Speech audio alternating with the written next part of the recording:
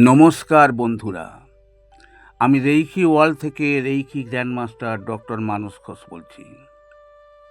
বন্ধুগণ, আজ আমরা জানব কিভাবে কাম শক্তিকে দমন না করে সেটাকেই প্রেম ও ভক্তিতে রূপান্তর করা যায়। এখন আমরা একটু জেনে নিই কাম কি।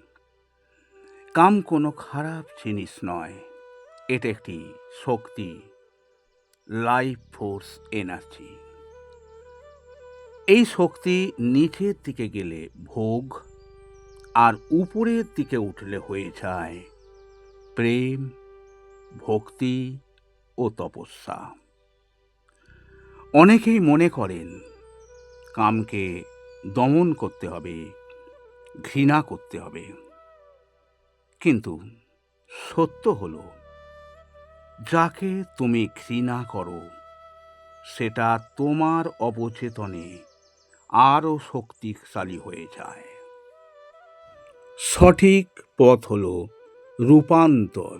যখন কাম আসে, নিজেকে দোষ দিও না, সচেতন হও। মনে মনে বলো, মা, এই শক্তি তুমি, একে প্রেমে রূপান্তর করো। মা, এই শক্তি তুমি, একে প্রেমে রূপান্তর করো। মা, এই শক্তি তুমি, একে প্রেমে রূপান্তর করো। অনুভব করো এই শক্তি নিচ থেকে উপরে হৃদয়ে যাচ্ছে।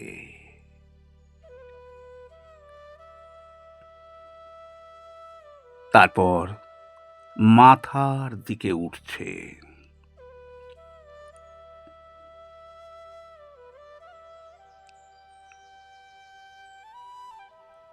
এই শক্তি ধীরে ধীরে প্রেম, করুণা ও ভক্তিতে রূপ নিচ্ছে।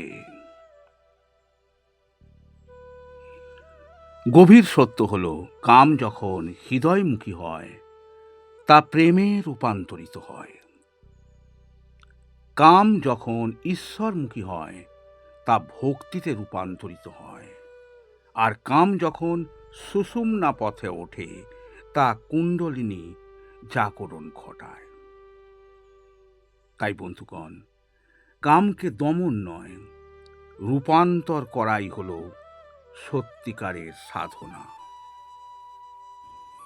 বন্ধুগণ, ভিডিওটি ভালো লাগলে লাইক, শেয়ার ও সাবস্ক্রাইব করতে ভুলবেন না। Reiki bless you.